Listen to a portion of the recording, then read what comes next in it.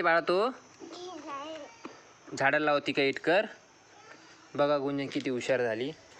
झाडाला पूर्णपणे विटाचं कुंपण लावायली ती, म्हणजे पाणी वगैरे तिथे थांबावं म्हणून. किती झाडाची खूप काळजी घेते गुंजन.